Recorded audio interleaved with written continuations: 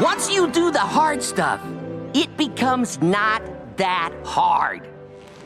I may not be the man I used to be, the one who didn't graduate from high school, but unexpectedly, awesomely, I could still do the fun stuff he did.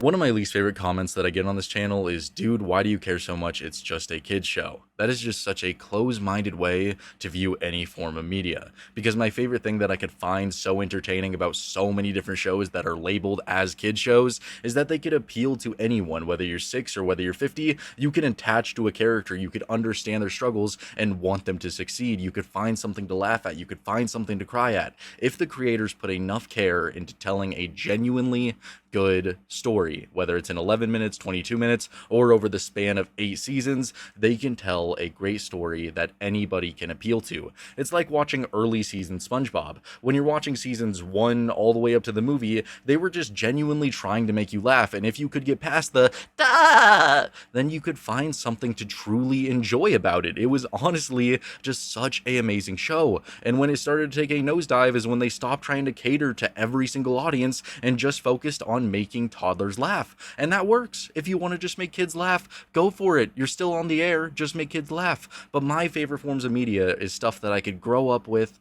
and learn lessons about. And I was going to make this video about just the life lessons that I've learned watching regular show, but I figured it'd be more fun to talk about the life lessons that you have all learned from watching regular show, because there were just so many when I asked you all to submit these that I figured it'd be fun to go over them all. And if you like content just like this, please make sure to like and subscribe. I make content like this pretty much every single day about regular show, Adventure Time, many other different shows. And if you want to join a Discord where you could talk about your favorite cartoons, shows, movies, games, submit art, give me video ideas, my Discord will be in the description. Let's get started with your regular show life lesson.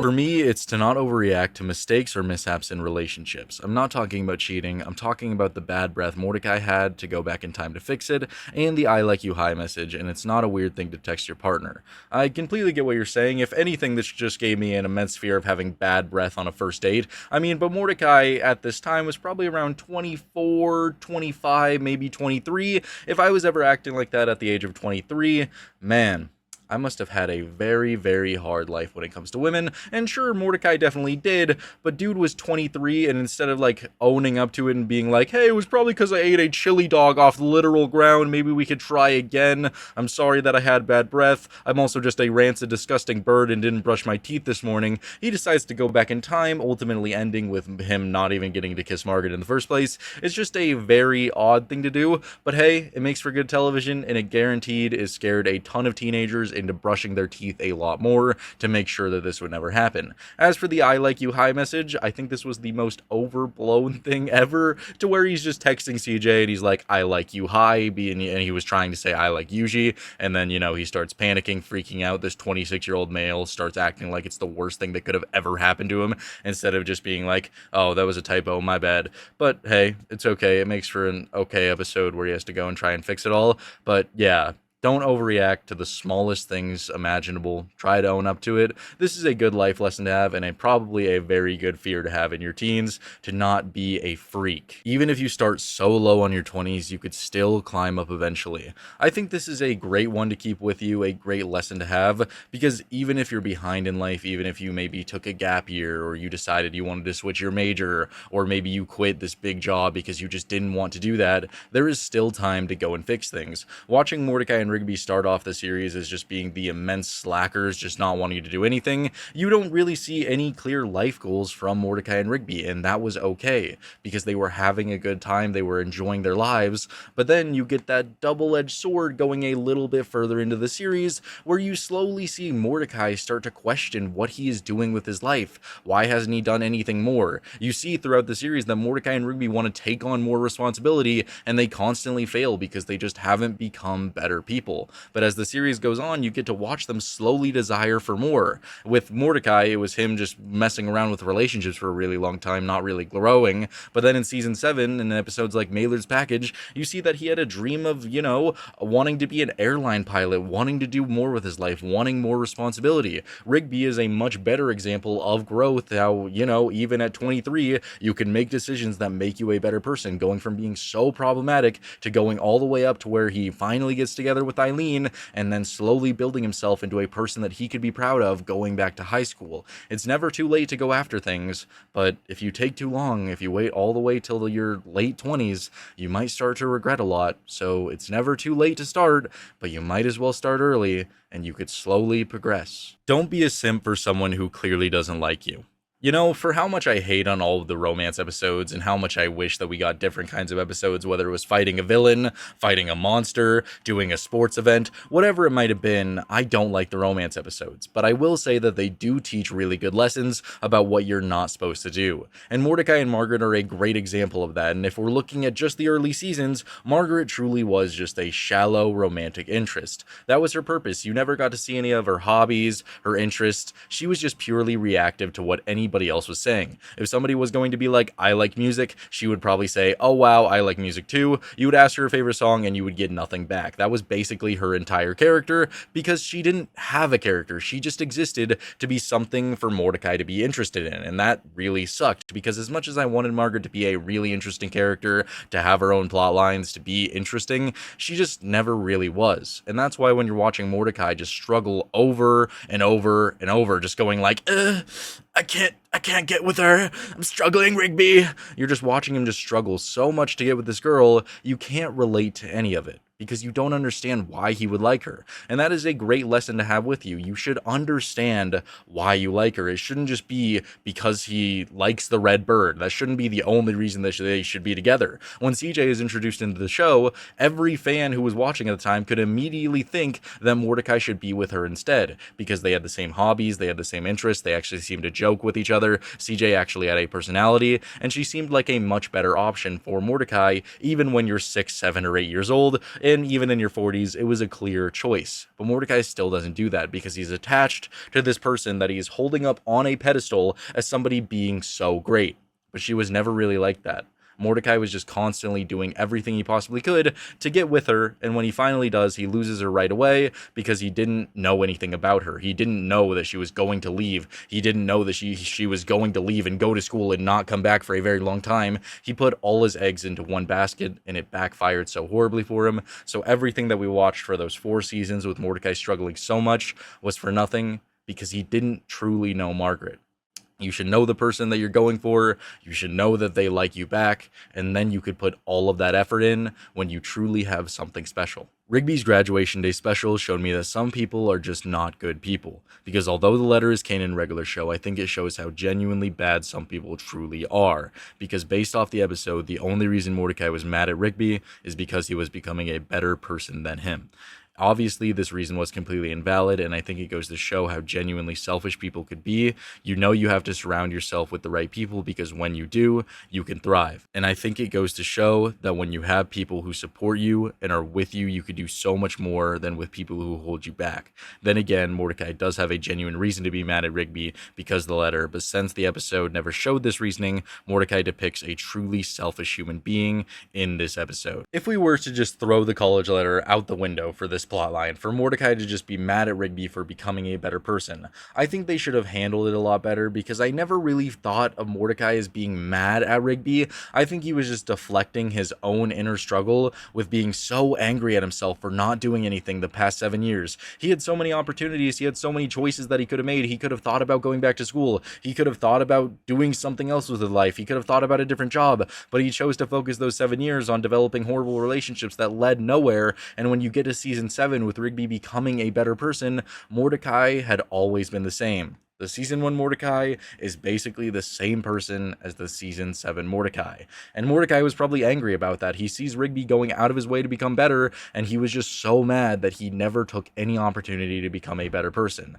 I view Rigby's graduation day special, if you don't think about the letter, as an episode and a cautionary tale to not stop trying to better yourself, to not stop trying to improve yourself. There is always something that you could try to improve, and if you just choose to not become a better person, when you see people around you growing and becoming better people, you're going to feel left out, and perhaps you're going to project your anger onto them because you're the one that chose to do nothing and you don't understand why they chose to become better. I think it's a great cautionary tale. But I will say that you are right that you need to surround yourself with people who are going to support you. You need to surround yourself with amazing people. But even though Mordecai isn't this amazing person who was becoming better, he was still always there for Rigby. He was supporting Rigby for so long. When Rigby was the most problematic character in the park, Mordecai was always by his side through whatever situation to help him. Maybe it was a little bit toxic sometimes, but Mordecai was always there. It was only when Rigby really started to become a better person that Mordecai started to pull away a little bit, like in episodes like Lift With Your Back, where Rigby has to quit his job to prove that he could actually do things because Mordecai says that he's not useful. But Rigby did prove him wrong, and at the end of that episode, Mordecai does come back to support him. Mordecai is learning about this new Rigby at the same time that we are, and he doesn't know how to support him because for so long, Rigby truly was that problematic raccoon that couldn't do anything better. And even in season 7, before we get all the way to Rigby's graduation arc, Mordecai is still supporting him through everything. He is still there to help him through high school. He's still there to help him with Jablonski in that food race. Mordecai was still helping him. He never abandoned his friend. Mordecai was still trying to be a good friend. It was just when Rigby was about to graduate that Mordecai really had to reflect and look deep within himself and understand that, wow, Rigby is becoming better and I've stayed the same, and I hate myself for that. It's just a good cautionary tale to have, that you need to constantly improve yourself, not shift blame onto others for your own faults, and especially when your friend is becoming better, you should support them and then reflect on yourself and see how you could become better.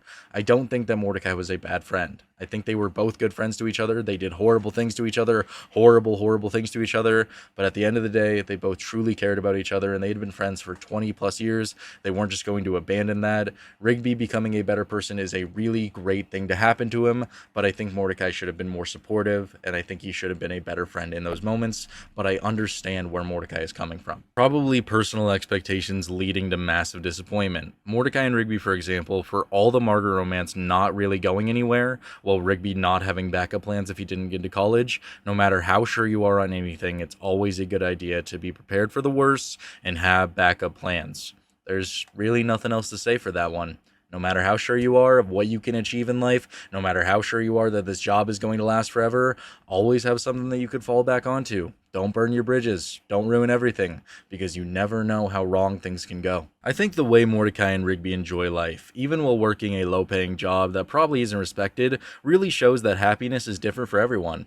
And yeah, I agree. That's a great life lesson to have from this. You could find joy in the simplest things in life if you just actually go out of your way to find it. And maybe it's not in the best possible way. Maybe you're making an angry gumball machine really mad at you because you constantly don't want to do your job. But in reality, Mordecai and Rigby were just trying to make the best out of a situation that they put themselves in and just, trying to enjoy their lives, trying to live it up, trying to have a good time. Should they have done their work a little bit more? Yeah, but they had it going good. They had a free place to live with their job. They were getting decent enough pay to where they could go out and get meals. They were doing good enough for themselves, and it seemed like for the majority until like season 7, when they started to crave a lot more out of life for themselves, they seemed to be pretty happy for the most part, other than relationship nonsense. It's about finding joy in the small things, I guess. Dumped at the Altar is the episode that stuck with me lesson-wise. When CJ finally ends things with Mordecai because he just kept disappointing her and treating her as second place, it taught me that if a person you care about isn't willing to make you a priority, you need to walk away. Even if the good times are the best times you've ever had, is it worth being second place to someone else? How many times can you let yourself fall for the games they play? I have to say that lesson definitely helped me out of a bad situation and put me in a fantastic one. I found the Rigby to my Eileen because I refused to settle for Mordecai. This series is just so incredible with its lessons. Since starting to watch your vids, I've started to see just how deep and real this show is without being corny. It's just so human and awesome. And honestly, that's a great way to look at Dumped at the Altar. And just Mordecai and CJ in general. CJ entered the show just being so cool, so excited to meet somebody like Mordecai, and was just constantly let down by him over and over and over again. Even getting an entire season to develop their relationship into something more, Mordecai again let her down, cheated on her, and then got her back just to just keep letting her down over and over and over and over again. When you're in a situation like that, you need to find a way out, because it's just going to keep on getting worse, and you can't just keep expecting this person to get better when they've constantly showed you that all they can do is fail. In my opinion, I wish CJ got out of Dodge even sooner. I wish after the cheating, after Merry Christmas Mordecai, I wish she left right after that, because it just led to more heartbreak for CJ, and that is a very sad thing for her to go through throughout the entire series. It just sucks. Her character is very tragic because she was just always trying to be a good person, and just everyone around her was making her seem like a villain. And this is a great takeaway for you to have from the series. It's great that you were able to watch a show like this and learn lessons that would help you out of a bad situation like the one that you were in. And I'm very glad that you're in a good situation now, and I'm glad that my videos bring you some kind of solace and add a deep meaning to a show as silly as regular show, because it truly is that deep. Even though people will constantly say that it's not, it could teach you so many different things. Adulthood doesn't always have to follow a specific plan. Figuring out your life can be, and is probably supposed to seem, clunky and messy, and that's just a part of life. The sooner you embrace it, the easier it becomes. And that's a great takeaway to get from regular show. Watching all these characters grow up, even in their late 20s, and actually become really good people is a great thing to watch, and it's a great thing to relate to, especially with the majority of my audience probably also being in their 20s. I didn't think this was how my life was going to be, where I can solely focus on YouTube now and just try to bring the best possible content to all of you and make you reminisce about your favorite shows from when you were a kid. I enjoy that. But before that, I was a server for 6 years, hating my life. I had people constantly telling me that I needed to go back to school and go to college and get a degree, so I went back to college. I absolutely hated it, and now there's AI that just is taking anything away from any of the opportunities that I would have from continuing with school, and that sucks. But here I am doing this, and maybe, who knows, in 2 years, this will never be working out, and I hope that this keeps on working out because I love doing this. But you never know where life is going to take you, and especially when you're 20 years old, going through all of your 20s, you don't know where it's going to end up, you don't know where life is going to take you, but you're along for the ride. It's going to be clunky, it's going to be messy, and regular show teaches that in a lot of ways, with all of these different arcs of all these different characters going through life in such a chaotic world, which is similar to real life. It may not be battling a giant interdimensional monster, but hey, it may just be, going to do your laundry, going to a laundromat, going to decide if you want to go back to school, trying to get a new job, whatever it might be. There's just so many different paths that you could take in life. It's going to be messy, and you might as well prepare for it. Having watched the whole series for the first time a few years back, I noticed how much of a Giga Chad Muscle Man is. Bro is the hardest working and most respected worker at the park. Benson gave him and High Five Ghost the huge appreciation award in one of the earlier episodes. Benson entrusted him to train Rigby in the later seasons. He has all the hardest jobs that Mordecai and Rigby can't stand doing for him when he can't come into work. He's MVP in the park prank wars against these Pines, etc. He has so many connections with so many different people with so many skill sets. I feel like he says, "I know a guy," every other episode he's in. And you could really see him putting in his life on an upward climb when he later gets married, and even I think as a child with Starla. He actually has many kids, by the way. When I was younger, I always saw him as weird. Like, I enjoyed he was just a cartoon character that I could laugh at without having to deal with him. But I'd probably find him super annoying in real life. But despite all his crash outs and his off-putting party animal moments, he's strangely turned into a role model for me. I don't care if this is weird to say out loud, but I legit hope to be like Muscle Man in my future career and in my plans to raise a family with my wife. That's why I never really understood all of the Muscle Man hate. I mean, I get it. He goes, he says, "You know who else likes?" He says all of those jokes a lot, but when you look at the core of Muscle Man, he is an amazing person. Yes, he pranks a lot. Yes, he gets angry a lot, but just watching him grow and develop over all the seasons, he could truly be your role model. Yes, he's a little bit messy. Yes, he's a little bit of a freak, but at the core of it all, he is a good person. He is a hard worker. He was willing to do anything. He was willing to impress his boss. He's willing to do anything for the park. As the series goes on, you get to watch him genuinely become a great boyfriend and eventually a great husband. Somebody who is able to father so many different kids. Somebody who's able to go and save the galaxy. Muscle Man is truly a great person, and if he is your role model, That's perfectly fine. Maybe you don't, crash out and flip tables and like, blow up things, but everything else is honestly fine. Muscle Man truly is a good person, and that's why I made that entire video about the overshadowed growth of Muscle Man, because everybody just focused on his jokes and his anger, but he was so much more than that. He truly became a great person, and watching him grow over all those seasons was great to watch, which is why I can completely understand why he is your role model. From the outside, your boss can look mean or hard-pressed, but most bosses don't really want to fire you. Bosses are just people who have even more powerful people telling them what to do, and they delegate that many responsibilities to you when you work for them.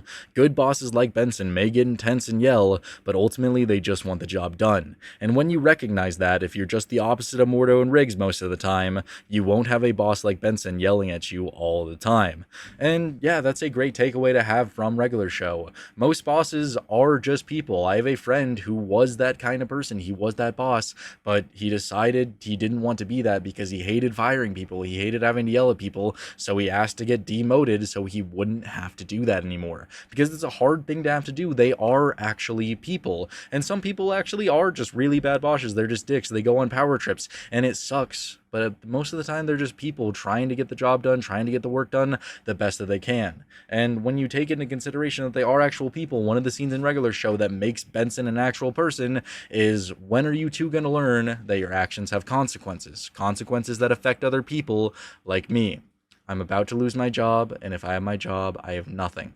The scene where Benson breaks down is just so real, and it puts a completely just layer in between the boss Benson and Benson as an actual person, and you could understand him, you could relate to him, and I think regular show does that better than almost any other show, in showing this great side of your boss and how he's an actual person who could just be so hard on you sometimes, but he's just trying to get the best out of you and just trying to help you grow as a person. Regular show shows that so well with Benson's arc, and that's why this is a great takeaway to have from the show.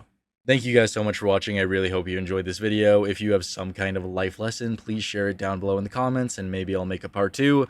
I don't know, this video is kind of weird for me. I'm not really much of an advice giver, so I'm kind of just trying to analyze what you were all saying. I don't know, it's kind of given like Jay Schlatt, the weekly slap vibes to me, this kind of video. I don't know, I enjoyed it. I hope you enjoyed it. I'll see you in the next one. Bye.